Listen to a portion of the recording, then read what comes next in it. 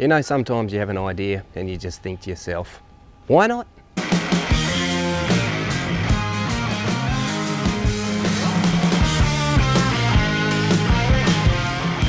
G'day fellas and ladies, welcome back to the channel. And if you're new, how you going? Now, I've decided in all my wisdom that I'm going to build myself a SurferRoo. Now, if you haven't heard of one of these things, well, way back in 1969 they created the SurferRoo, and it was an XH Falcon ute. Now, I just came up with this idea and I thought to myself, why not, right? I mean, what's there to lose? But the thing is, you really do need to have a good base when it comes to building a project vehicle. And as a lot of you guys already know, I've picked up a couple of utes, and they're XH Falcon utes. And they're brilliant cars, I've always liked them. But the problem is they are getting a bit long in the tooth, and finding one that's not filled up with rust and whatnot is pretty tricky, as we know about Brutus behind us, right? But this XH that I've got here is an absolute perler, and I really would like to see it created into something that's a little bit unique. So that's what I'm going to do. So I'll show you what's going on with her at the moment, and we'll get on with it, right? So as you can see, I've been hard at work, stripped the big girl back, got this whole front end off, and making a bit of progress. But the thing is, as I was going through this, I realised just how clean and tidy this ute is. There's no rust in this thing. You know, look at this. It's very, very clean. I'm very impressed with this vehicle. Normally you get a big chunk of rust down here and rust through here and rust up there, and especially rust through there. But it's nice and tidy. Now, I did wash this off with a pressure cleaner so that all the dirt was away, just so that we could see what we were working with. And I was very impressed. And again, down this side, now I've put some rust killer here. This was just surface rust, but that's the kind of stuff that turns into a nightmare later on. But all the little bits that were there, I've put some rust kill on, make sure that it doesn't go any further. There's a little bit of surface that was there. But like I say, you can see this is very clean. And something else that's very important, it's never been in a smash. This front end is as straight as you could ever possibly want one. And the firewall's all nice and tidy. Engine bay's sweet. So no rust is a really good thing. But the parts we've got off are down here. All of those are no good, they're all trashed. Headlights still worked, but they're old, faded out, need to go. Another good example that there hasn't been any problems is these are the bumper brackets. No bending, and they're the original to the car. So it hasn't been in a front ender. But this bumper was in shocking condition. She has been beaten around, and there are a few problems with it. Now, as you can see here, it's cracked. So it did get a smack in the front at some time, probably nudging things out on the farm, because this ute did come from a farm. But that's the support bracket that goes behind the bumper, and it has had a nudge in the front. And I did check out here, because this is where it would have copped it. Now you see that's the transmission radiator cooler, and behind there is the air conditioning radiator, and then obviously behind that the radiator for the motor. But whatever it did hit, it didn't hit it hard enough to damage anything in here, which is excellent, right? Now, with this bumper, it's supposed to have tabs right here, and they've been snapped off, and this is a pretty common thing with these bumpers. You can see more clearly here, and it's snapped off right there. And what that causes is the bumper droops, flaps around, gets in the heat, loses its shape, and that sort of stuff. But it hasn't been stoved in. Now, the other problem with this bumper is, because there had been a bit of a bang in the front, this bracket here, or this moulding tab, had snapped off. It's supposed to be like that one there, and that caused the bumper to flap around. So there are parts on this that can be salvaged, but it definitely needs a new bumper. But you can see just there, that's where it's copped a bit of a bang, and it's done all that damage. But we will be sourcing a new bumper. Like I mentioned before, we've got the new guard to go on. That's going to replace this one that's damaged.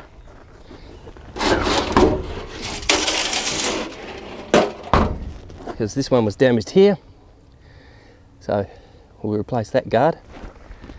But that's the other guard, which is sweet, no problems at all. paint shot, but that's not a problem. The steel is good. So now that we've got all the front end off and everything's ready to go there, and those panels can go back on, but before I do that, I need to address this door. You see, the Falcons have got a problem, and it's a design fault, it really is, and these doors sag, and they have a few problems with them, all right? Now I'll show you. When you open the door, you've got a bit of a movement here, right? And in this particular door, the bushes are very good on the actual hinges, but that's not really where the problem is. They do wear out, and often you do need to replace them. But the real problem with these doors is where the hinge bolts to the actual door frame. Now I'll show you what I'm talking about. In here, now in here is where the problem is. It's that bolt, and you can see there's small cracks around it, and it's same down the bottom, and they crack and they let the door flex, which causes this to flick and jam, and then it increases the problem, and the next thing you know, you've got giant cracks in the door and they need to be welded up. Now I'll show you on a spare scrap door I've got, so it's a little easier. Right, as you can see there, we've got a lot of cracks, and it's not so much that it's rust, but it's the stress cracks in the actual door panel. And it's the same at the top. The bottom ones are always worse, but we can fix this. Now, as I say, this is a scrap door that I'm looking at here, that I'm going to use for bits of cuts and stuff. But I'll show you on the inside just how simple it really will be to fix this. So down inside there, this is on the inside of the door frame. You can see there's those little steel tabs that are holding in the nut bracket. Let's see if I can move that around. You see, that's what the door bolts to, and then it squeezes like a washer in between this and the door hinge. So it puts a lot of stress on there. Now, what I will be doing is taking out this mechanism, or this thing, bending these tabs back here, these tabs here, and then putting a new piece of metal straight in and across, and then putting all this back in, and that's pretty much, it's going to solve the problem. It's a lot of mucking around, but we'll get there in the end. But that has to be done before I can start putting that front end on. And the reason I have to do this before I put that door back, this guard and everything back on, is because it's just a whole heap easier to do with the guard off. And there's no point in putting it all back on and then taking it all off to do this. So this really is the next part of the project, getting this door hinge sorted out. Now I've also removed the bed liner, taken him out and given him a good clean up. And this thing is absolutely sweet. It's in very good condition. I remember this vehicle's 25 years old, so it has done very, very well. But we've taken him out, and I'll show you what the bed looks like. So this is the bed. It is absolutely clean as a whistle. It's got one little bit of rust over there, which is to be expected. There's got to be some somewhere. But there's that one little spot there, and a little bit of surface down here on that. But that's also the lid that goes over the fuel tank. But this thing is as clean as a whistle. Look at those wheel arches. No dents, nothing. Same over here. Absolutely perfect. So these bed liners definitely make a big difference. You can see I've taken off the tailgate, but we need to change the tailgate over so that we can get the correct lines for when we're fixing this, but that's a bit down the track yet. I have sourced another rear bumper, and that'll take care of this one. And I am, a few parts it does need, and my eyes sort of do keep wandering over here and thinking maybe I should take things from there. But then I quickly realised that Brutus must be returned to the road also. So I don't want to steal too many bits off of him if I can avoid it. But this ute is the priority, and this one has to get back on the road. Now, as I say, I'm going to make it a SurferRoo, and it's going to make this very unique. I'm looking forward to doing this, and it will be that same SurferRoo orangey colour, and I think it's going to look absolutely magic. But it's going to take a bit of work, and we've got to start at the beginning, and the beginning is the front, and that's where we are. Now I think this is going to be a really fun project. There's all sorts of things that I can do with this, and lots of experiments that I can make. There will be trial and error, of course, but you have to remember, you know, Ford was the inventor, or Ford Australia was the inventor of the ute, and I think it's fitting that the last unibody car, you know, should really be treated with some respect, because it was a long line of you know, Ford utes that held on to that single body shape, and well, I think it's a bit of a tribute. You know, I've always liked my Fords. I prefer my Land Cruiser, but when it comes to utes and things, I really do like the Falcon utes. But I think this is a really good idea. You know, leave a comment down below what you think about it. But this is what's going to happen with this ute. I'm not simply going to flip this vehicle. I did have, you know, thoughts about doing it, but as I've pulled it apart, I realised that this vehicle is just too good to let go. You don't come across 25-year-old vehicles very often with as little rust and as little problems as this unit. Now, I really have to take advantage of it. Now, for some time, you know, over the years, I've always thought about SurferRoos and building one, but you know, the opportunity never really came up, and it wasn't something I was actually aiming at, but it was one of those little dreams you have in the back of your mind. And here we are today, and I've got the right ute that can do the job, and I think it'll really suit it. It will be modernised a little bit. You know, things have changed since 1969 in a lot of ways. Just to give you one idea, is that surfboards are a lot smaller, so the way it was designed, the old SurferRoo, was to carry surfboards back in the day, right? So things have changed a little bit there, so some little alterations will have to occur, but you know, it's all going to work out, and I think it's going to be an interesting little adventure to go on. So I hope you come along with me. But the thing is, I've got to get stuck into it, and that door is waiting for me to start. So let's get into it. Okay, so we got the door off, and this is what we're dealing with. See, quite a few cracks. Not as bad as that scrap door that I've got, but what I'm going to have to do is weld up all of these cracks, and because there's a bit of a depression there, and this is supposed to be flat, I'm going to run a few beads of weld around it and build it up with the welding, and then grind it off nice and flat. But this will basically have a double layer of metal on it then, and I'll tack any cracks that come up through on the inside as well. So these cracks will all be gone. The cracks on the inside, make sure that those welds penetrate, and then a layer of weld over the top to give it extra thickness and a bit more strength. Righto, so we've got this all welded up nicely. Now, it's not perfect, but it certainly is good enough. Managed to get all the cracks sewn up, and it should hold nicely. Now, like I say, it's not perfect, but we just got to deal with what we've got, right? Now, what I will just do is put some primer over this, a bit of spray putty, and give it a tidy up, and a top coat of primer. So it's all sweet, but it's good enough. Now, if it doesn't hold and it does return these cracks, well, I do have, you know, a good door on Brutus, and I will change it over and swap them, because this is the car I want to keep, and you know, Brutus can have the second grade parts on him, but I will definitely make sure that I keep an eye on this door, because it has been fatigued, and we'll see how we go from there. But now I've just got to give it a bit of a lick of paint and put him back on. Alright, we've got all that taken care of, nice and welded up, and got a lick of paint over the top of it. It's all looking pretty nice actually. I'm quite happy the way this has turned out. But like I say, if these stress fractures do reappear, well, we'll just replace the door, I think. But I've got a bit of faith in it, and we'll see how we go. But you want to have a look? Yeah, of course you do. Come on. There you go. Nice close up. As you can see, it all turned out pretty well. Nice and smooth. Those little divots that you saw in it before weren't very deep.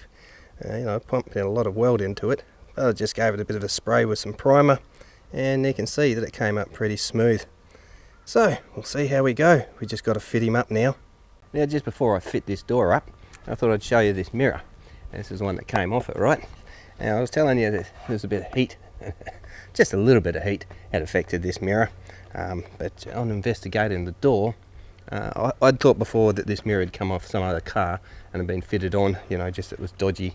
Maybe they'd broken the old one and they'd stuck it on. But it looks like this mirror was the original mirror for the car, Now, what I found out was that inside the door there was a bit of melting going on as well. The clips that hold the window in, they'd disappeared, and when I rolled the window down, the glass came down with it. But as you can see here, that's pretty severely melted. I mean, that's looking like, you know, the back of Ida Buttrose's neck, and it's pretty ordinary, right? So, no point in putting that back on, of course, but I won't be putting the mirror back into it just yet anyway, because I need to sand down this door, pull it all to pieces, and of course to prime it up. But we'll just be fitting the door up and making sure she fits and works and there's no clanging and banging. Alrighty, slot him on like this. Much easier to do it this way.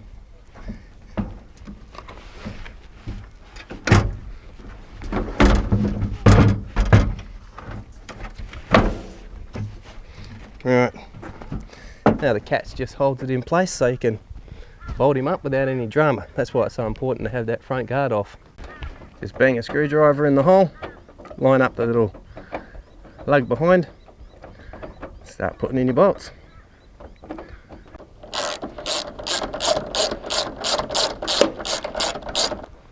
So once you've got all the bolts in, that's when you need to line the door up before you tighten them. I just use these plastic panel removers, wedge them in the gaps, because they got the right gap I need, because they're chamfered, but they don't destroy any metal or paint as well.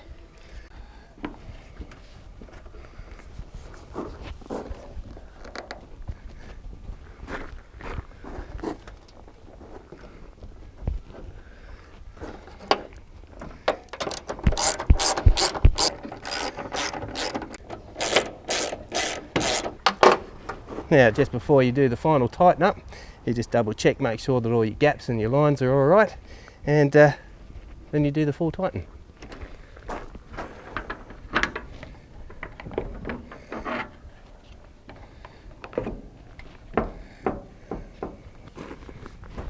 Alright, we're about right, so tighten him right up. So we're all tightened up, and now we're ready to test it, make sure it still works.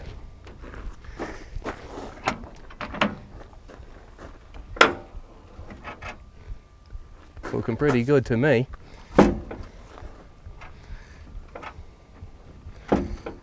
Now you might remember when I showed you the earlier video and I cracked the seal on this door, that there was a big bang coming out of there, which I'll cut to right now.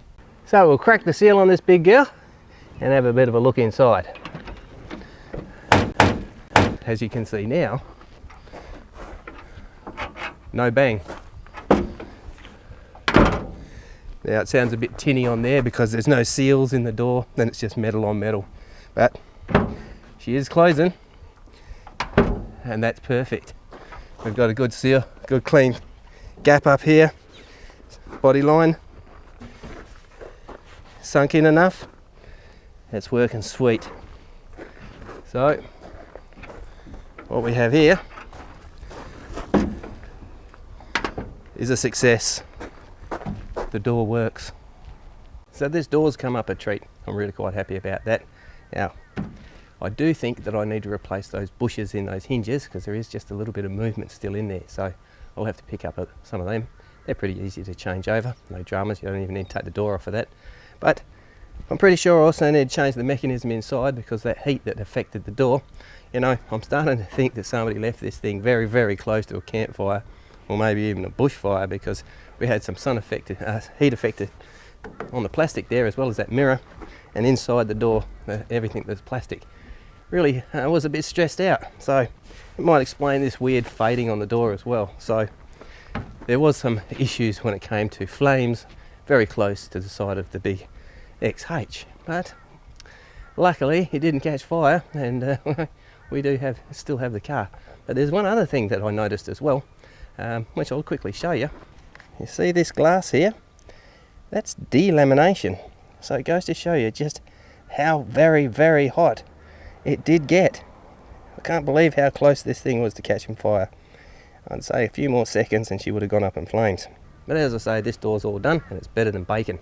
Now, I've got to start on the panel work. I've got to get this front end back on, and I do have a brand new bumper coming. And that only cost me $200. I was really quite happy about that. Now, so obviously I've got to sand down the whole car, But that front end has to go back on first, and that'll be the next big job I do. So that'll be for the next video. But I do appreciate you joining me for this, and I hope you subscribe, and if you haven't already subscribed, please do. You know, I really do appreciate you guys out there watching, that's for sure. Now, I've got some work to do and I've got to get stuck into it, but I'm enjoying it. I do like doing this. And some people have said to me that you've got to put the value on your own labour. Now, I don't really do that because this is a hobby to me and I really do enjoy it.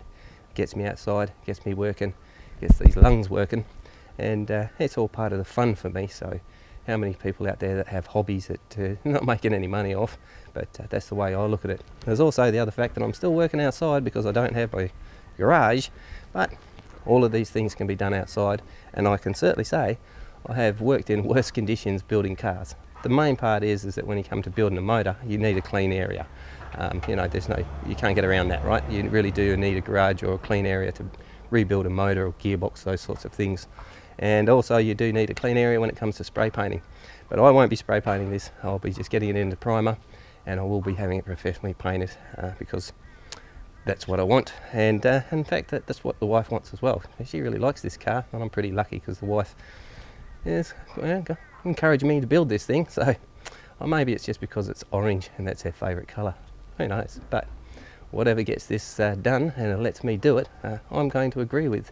So that's it for this video, and I hope you join me next time, eh? Bacon. Cheryl?